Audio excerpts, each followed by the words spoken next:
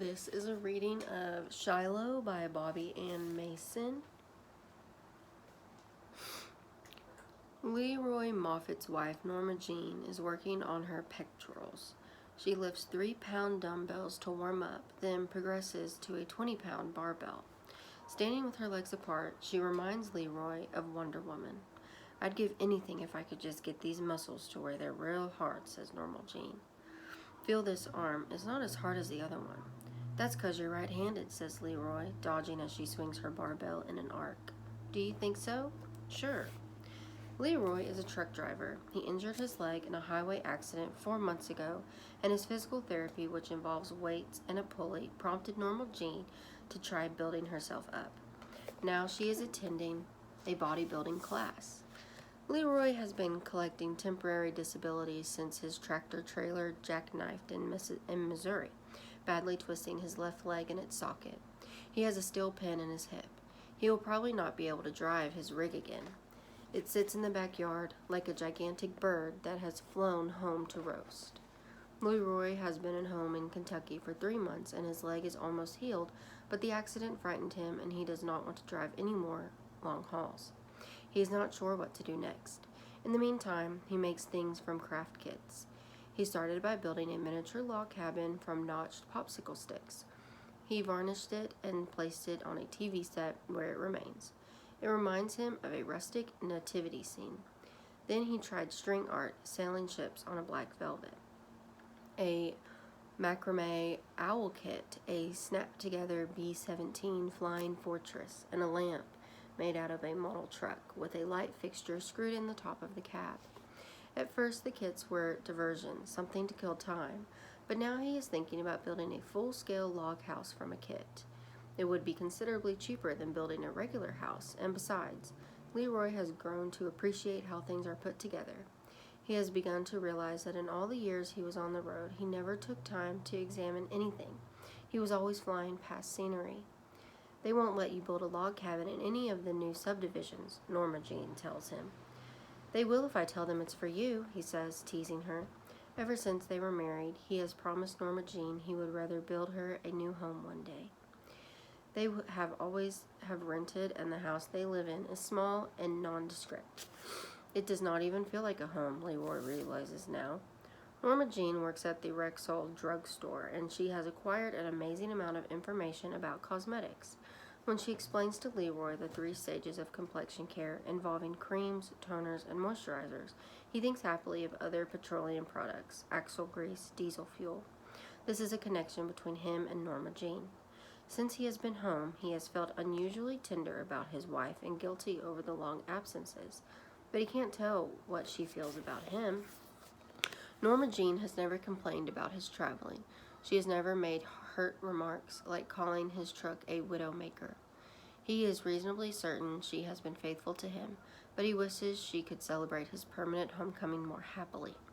Norma Jean is often startled to find Leroy at home, and he thinks she seems a little disappointed about it.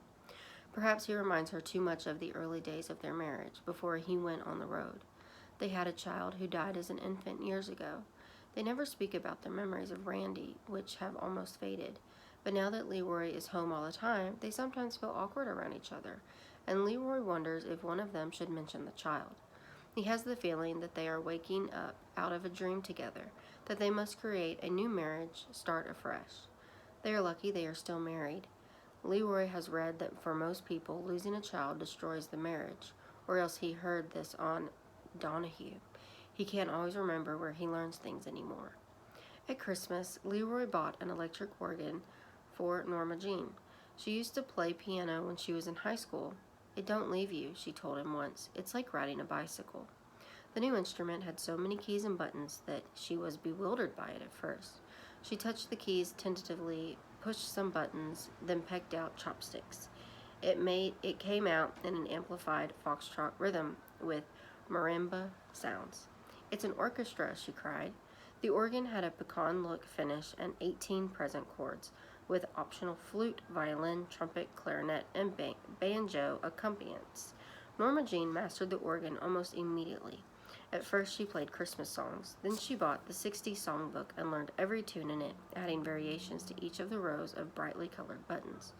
I didn't like these old songs back then, she said, but I have this crazy feeling I missed something. You didn't miss a thing, said Leroy. Leroy likes to lie on the couch and smoke a joint and listen to Norma Jean play Can't Take My Eyes Off You and I'll Be Back. He is back again. After 15 years on the road, he is finally settling down with the woman he loves. She is still pretty, her skin is flawless, her frosted curls resemble pencil trimmings. Now that Leroy has come home to stay, he notices how much the town has changed. Subdivisions are spreading across western Kentucky like an oil slick. The sign at the edge of town says Pop, 11,500, only 700 more than it said 20 years before. Leroy can't figure out who is living in all these new houses. The farmers who used to gather around the courthouse square on Saturday afternoons to play checkers and spit tobacco juice have gone. It has been years since Leroy has thought about the farmers, and they have disappeared without his noticing. Leroy meets a kid named Stevie Hamilton in the parking lot at the new shopping center.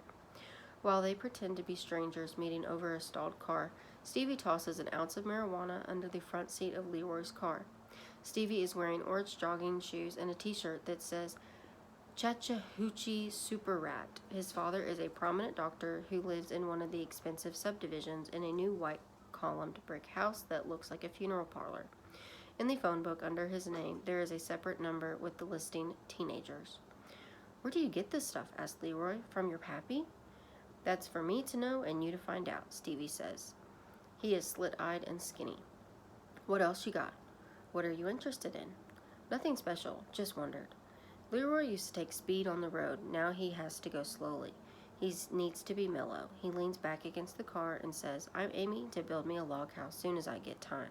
My wife, though, I don't think she likes the idea. Well, let me know when you want me again, Stevie says. He has a cigarette in a cupped palm as though sheltering it from the wind. He takes a long drag, then stomps it on the asphalt and slashes away. Stevie's father was 2 years ahead of Leroy in high school. Leroy is 34. He married Norma Jean when they were both 18, and their child Randy was born a few months later, but he died at the age of 4 months and 3 days. He would be about Stevie's age now. Norma Jean and Leroy were at the drive-in watching a double feature, Dr. Strangelove and Lover Come Back, and the baby was sleeping in the back seat. When the first movie ended, the baby was dead. It was the sudden infant death syndrome. Leroy remembers handing Randy to a nurse at the emergency room as though he were offering her a large doll as a present. A dead baby feels like a sack of flour. It just happens sometimes, said the doctor, in what Leroy always recalls as a nonchalant tone. Leroy can hardly remember the child anymore, but he still sees vividly a scene from Dr. Strangelove in which the President of the United States was talking in a folksy voice on the hotline to the Soviet premier about the bomber accidentally headed toward Russia. He was in the war room, and the world map was lit up. Leroy remembers Norma Jean standing cataconically beside him in the hospital and himself thinking, who is this strange girl? He had forgotten who she was. Now scientists are saying that crib death is caused by a virus. Nobody knows anything, Leroy thinks. The answers are always changing. When Leroy gets home from the shopping center, Norma Jean's mother, Mabel Beasley, is there. Until this year, Leroy had not realized how much time she spends with Norma Jean. When she visits, she inspects the closets and then plants, informing Norma Jean when a plant is droopy or yellow. Mabel calls the plants flowers, although they are never any blooms. She always notices if Norma Jean's laundry is piling up. Mabel is a short, overweight woman whose tight, brown-dyed curls look more like a wig than the actual wig she sometimes wears. Today she has brought Norma Jean an off-white dust ruffle she made for the bed. Mabel works in a custom upholstery shop. This is the 10th one I made this year, Mabel says. I got started and couldn't stop. It's real pretty, says Norma Jean. Now we can hide things under the bed, says Leroy, who gets along with his mother-in-law primarily by joking with her. Mabel has never really forgiven him for disgracing her by getting Norma Jean pregnant. When the baby died, she said the fate was mocking her. What's that thing? Mabel says to Leroy in a loud voice, pointing to a tangle of yarn on a piece of canvas. Leroy holds it up for Mabel to see. It's my needlepoint, he explains. This is a Star Trek pillow cover. That's what a woman would do, says Mabel. Great day in the morning. And All the big football players on TV do it, he says. Why, Leroy, you're always trying to fool me. I don't believe you for 1 minute. You don't know what to do with yourself. That's the whole trouble. Sewing. I'm aiming to build us a log house, says Leroy, soon as my plans come. Like heck you are, says Normal Jean. She takes Leroy's needlepoint and shoves it into a drawer. You have to find a job first. Nobody can afford to build now anyway. Mabel straightens her girdle and says, I still think before you get tied down, y'all ought to make a little run to Shiloh. One of these days, Mama, Norma Jean says impatiently. Mabel is talking about Shiloh, Tennessee. For the past few years, she has been urging Leroy and Norma Jean to visit the Civil War battleground there. Mabel went there on her honeymoon, the only real trip she ever took. Her husband died of a perforated ulcer when Norma Jean was 10, but Mabel, who was accepted into the United Daughters of the Confederacy in 1975, is still preoccupied with going back to Shiloh. I've been to Kingdom Come and back in the truck out yonder, Leroy says to Mabel, but we never yet set foot in the battleground. Ain't that something? How did I miss it? It's not even that far, Mabel says. After Mabel leaves, Norma Jean reads to Leroy from a list she has made. Things you could do, she announces. You could get a job as a guard at Union Carbide, where they let you sit on a stool. You could get on at the lumber yard. You could do a little carpentry work. If you want to build so bad, you could. I can't do something where I have to stand up all day. You ought to try standing up all day behind a cosmetic counter. It's amazing that I have strong feet, coming from two parents that never had strong feet at all. At the moment, Norma Jean is holding on to the kitchen counter, raising her knees one at a time as she talks. She is wearing 2-pound ankle weights. Don't worry, says Leroy. I'll do something. You could truck cows to slaughter for somebody. You wouldn't have to drive any big old truck for that. I'm going to build you this house, says Leroy. I want to make you a real home. I don't want to live in any log cabin. It's not a cabin, it's a house. I don't care, it looks like a cabin. You and me together could lift those logs. It's just like lifting weights. Norma Jean doesn't answer. Under her breath, she is counting. Now she is marching through the kitchen. She is doing goose steps. Before his accident, when Leroy came home, he used to stay in the house with Norma Jean, watching TV in bed and playing cards. She would cook fried chicken, picnic ham, chocolate pie, all his favorites. Now he is home alone much of the time. In the mornings, Norma Jean disappears, leaving a cooling place in the bed. She eats a cereal called Bobbie Buddies, and she leaves the bowl on the table with the soggy tan balls floating in the milk puddle. He sees things about Norma Jean that he never realized before. When she chops onions, she stares off into a corner as if she can't bear to look. She puts on her house slippers almost precisely at 9 o'clock every morning and nudges her jogging shoes under the couch. She saves bread heels for the birds. Leroy watches the birds at the feeder. He notices the peculiar way goldfinches fly past the window. They close their wings, then fall, then spread their wings to catch and lift themselves. He wonders if they close their eyes when they fall. Norma Jean closes her eyes when they are in bed. She wants the lights out. Even then, he is sure she closes her eyes. He goes for long drives around town. He tends to drive a car rather carelessly. Power steering and an automatic shift make a car feel so small and inconsequential that his body is hardly involved in the driving process. His injured leg stretches out comfortably. Once or twice he has almost hit something, but even the prospect of an accident seems minor in a car. He cruises the new subdivisions, feeling like a criminal rehearsing for a robbery. Norma Jean is probably right about a log house being inappropriate here in the new subdivisions. All the houses look grand and complicated. They depress him. One day when Leroy comes home from a drive, he finds Norma Jean in tears. She's in the kitchen making a potato and mushroom soup casserole with grated cheese topping. She's crying because her mother caught her smoking. I didn't hear her coming. I was standing here puffing away, pretty as you please, Norma Jean says, wiping her eyes. I knew it would happen sooner or later, says Leroy, putting his arm around her. She don't know the meaning of the word knock, says Norma Jean. It's a wonder they hadn't caught me years ago. Think of it this way, Leroy says. What if she caught me with a joint? You better not let her, Norma Jean shrieks. I'm warning you, Leroy Moffat. I'm just kidding. Here, play me a tune. That'll help you relax. Norma Jean puts the casserole in the oven and sets the timer. Then she plays a ragtime tune with horns and banjo as Leroy lights up a joint and lays on the couch, laughing to himself about Mabel's catching him at it. He thinks of Steamy Hamilton, a doctor's son, pushing grass. Everything is funny. The whole town seems crazy and small. He was reminded of Virgil Mathis, a boastful policeman Leroy used to shoot pool with. Virgil recently led a drug bust in a back room at the bowling alley, where he seized $10,000 worth of marijuana. The newspaper had a picture of him holding up the bags of grass and grinning widely. Right now, Leroy can imagine Virgil breaking down the door and arresting him with a lung full of smoke.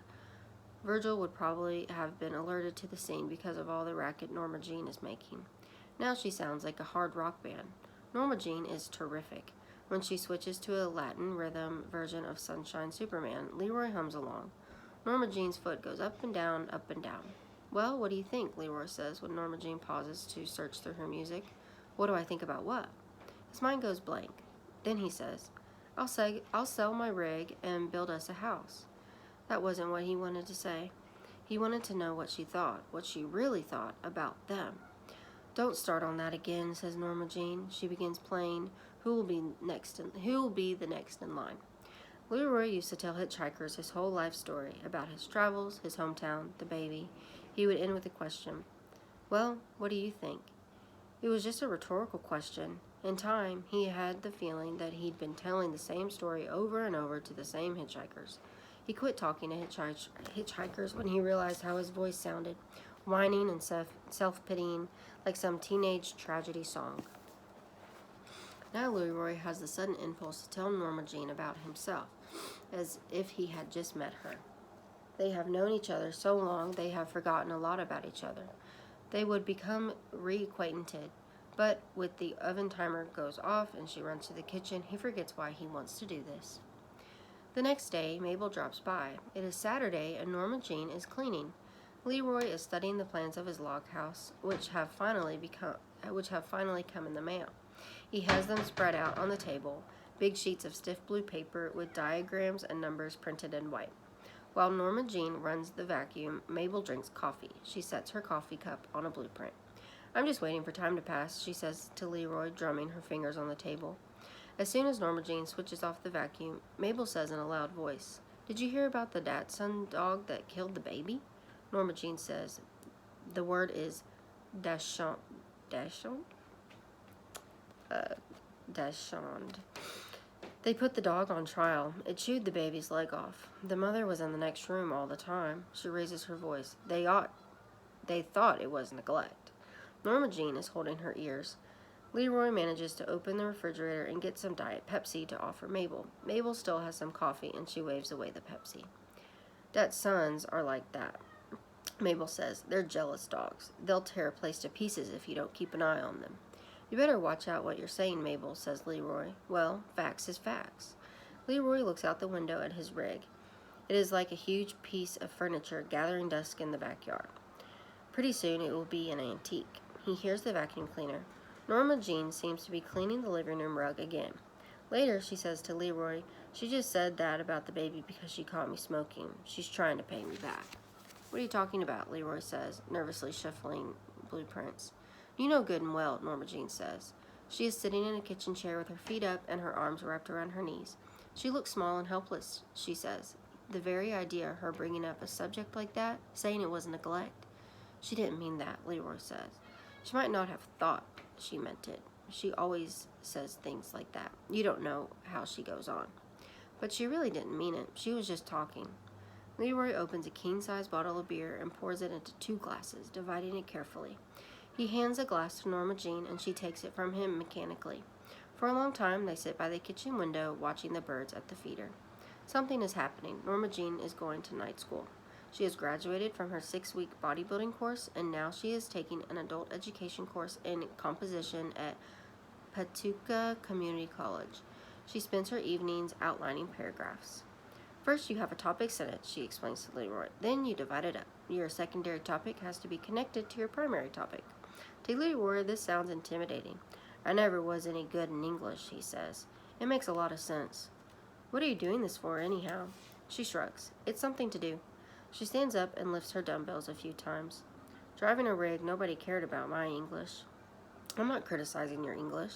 Norma Jean used to say, if I lose 10 minutes of sleep, I just drag all day. Now she stays up late, writing compositions. She got a B on her first paper, a how-to theme on soap-based casseroles. Recently, Norma Jean has been cooking unusual foods: tacos, lasagna, Bombay chicken. She doesn't play the organ anymore, though her second paper was called Why Music is Important to Me. She sits at the kitchen table, concentrating on her outlines, while Leroy plays with his log house plans, practicing with a set of Lincoln logs. The thought of getting a truckload of notched, numbered logs scares him, and he wants to be prepared. As he and Norma Jean work together at the kitchen table, Leroy has the hopeful thought that they are sharing something, but he knows he is a fool to think this. Norma Jean is miles away.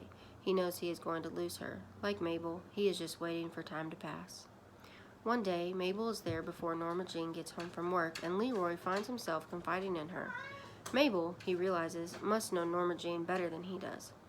I don't know what's got into that girl, Mabel says. She used to go to bed with the chickens. Now you say she stays up all hours. Plus her smoking. I like to died. I want to make her this beautiful home, Leroy says, indicating the Lincoln logs. I don't think she even wants it. Maybe she was happier with me gone. She don't know what to make of you coming home like this. Is that it? Mabel takes the roof off of Lincoln log cabin. You couldn't get me in a log cabin, she says. I was raised in one. It's no picnic, let me tell you. They're different now, says Leroy. I tell you what, Mabel says, smiling oddly at Leroy. What? Take her down to Shiloh. Y'all need to get out together. Stir a little. Her brain's all balled up over them books. Leroy can see traces of Norma Jean's features in her mother's face. Mabel's worn face has the texture of crinkled cotton, but suddenly she looks pretty. It occurs to Leroy that Mabel has been hinting all along that she wants them to take her with them to Shiloh. Let's all go to Shiloh, he says. You and me and her. Come Sunday. Mabel throws her hands in protest. Oh, no, not me. Young folks want to be by themselves. When Norma Jean comes in with groceries, Leroy says excitedly, Your mama's here been dying to go to Shiloh for 35 years. It's about time we went. What do you think? I'm not going to butt in on anyone's second honeymoon, Mabel says. Who's going on a honeymoon, for Christ's sake? Norma Jean says loudly. I never raised no daughter of mine to talk that way, Mabel says. You ain't seen nothing yet, says Norma Jean. She starts putting away boxes and cans, slamming cabinet doors.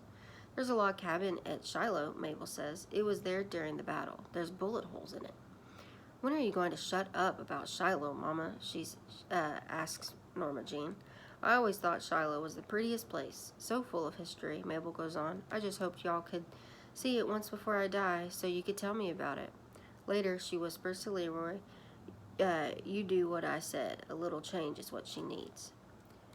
Your name means the king, Norma Jean says to Leroy that evening. He is trying to get her to go to Shiloh, and she is reading a book about another century. Well, I reckon I ought to be right proud. I guess so. Am I still king around here? Norma Jean flexes her biceps and feels them for hardness. I'm not fooling around with anybody, if that's what you mean, she says. Would you tell me if you were? I don't know. What does your name mean? It was Marilyn Monroe's real name. No kidding. Norma comes from the Normans. They were invaders, she says. She closes her book and looks hard at Leroy. I'll go to Shiloh with you if you stop staring at me. On Sunday, Norma Jean packs a picnic and they go to Shiloh. To Leroy's relief, Mabel says she does not want to come with them. Norma Jean drives, and Leroy, sitting beside her, feels like some boring hitchhiker she has picked up. He tries some conversation, but she answers him in monosyllables. At Shiloh, she drives aimlessly through the park, past bluffs and trails and steep ravines. Shiloh is an immense place, and Leroy cannot see it as a battleground. It is not what he expected. He thought it would look like a golf course. Monuments are everywhere, showing through the thick clusters of trees. Norma Jean passes the log cabin Mabel mentioned. It is surrounded by tourists looking for bullet holes. That's not the kind of log house I've had in mind, says Leroy apologetically. I know that. This is a pretty place. Your mama was right.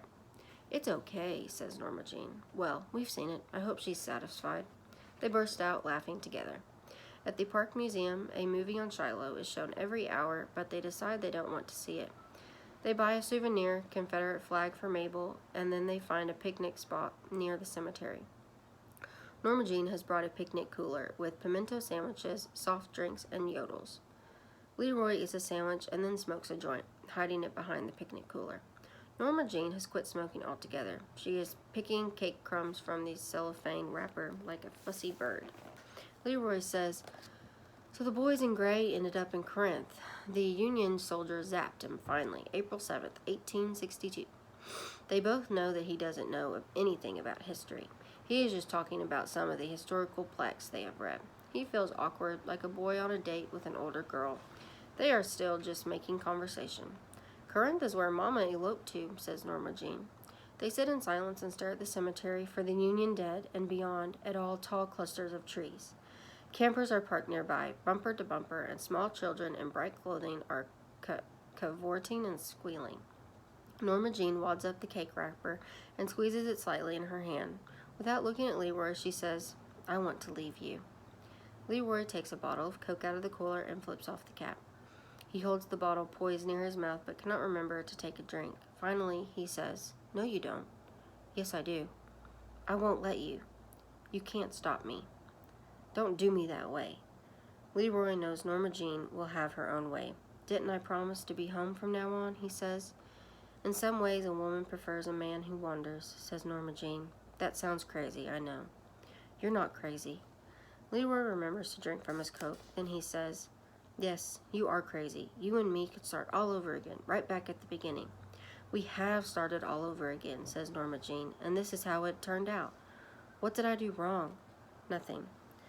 "Is this one of those women's lib things?" Leroy asks. "Don't be funny." The cemetery, a green slope dotted with white markers, looks like a subdivision site. Leroy is trying to comprehend that his marriage is breaking up, but for some reason he is wondering about white slabs in a graveyard. "Everything was fine until Mama caught me smoking," says Norma Jean, standing up. "That set something off." "What are you talking about?" "She won't leave me alone. You won't leave me alone." Norma Jean seems to be crying, but she is looking away from him. "I feel 18 again. I can't face that all over again." She starts walking away. "No, it wasn't fine. I don't know what I'm saying. Forget it." Leroy takes a lungful of smoke and closes his eyes as Norma Jean's words sink in. He tries to focus on the fact that 3,500 soldiers died on the grounds around him. He can only think that war is a board game with plastic soldiers. Leroy almost smiles as he compares the Confederates' daring attack on the Union camps and Virgil Mathis's raid on the bowling alley. General Grant, drunk and furious, shoved the Southerners back to Corinth, where Mabel and Jet Beasley were married years later, when Mabel was still thin and good-looking. The next day, Mabel and Jet visited the battleground, and then Norma Jean was born, and then she married Leroy, and they had a baby, which they lost, and now Leroy and Norma Jean are here at the same battleground. Leroy knows he is leaving out a lot. He is leaving out the insides of history. History was always just names and dates to him. It occurs to him that building a house out of logs is similarly empty, too simple, and the real inner workings of a marriage, like most of history, have escaped him. Now he sees that building a log house is the dumbest idea he could have had. It was clumsy of him to think Norma Jean would want a log house. It was a crazy idea. He'll have to think of something else, quickly. He will wad the blueprints into tight balls and fling them into the lake. Then he'll get moving again. He opens his eyes. Norma Jean has moved away and is walking through the cemetery, following a serpentine brick path. Leroy gets up to follow his wife, but his good leg is asleep and his bad leg still hurts him. Norma Jean is far away, walking rapidly toward the bluff by the river, and he tries to hobble toward her. Some children run past him, screaming noisily. Norma Jean has reached the bluff, and she is looking out over the Tennessee River. Now she turns toward Leroy and waves her arms. Is she beckoning him? She seems to be doing an exercise for her chest muscles. The sky is unusually pale, the color of the dust ruffle Mabel made for their bed. The end.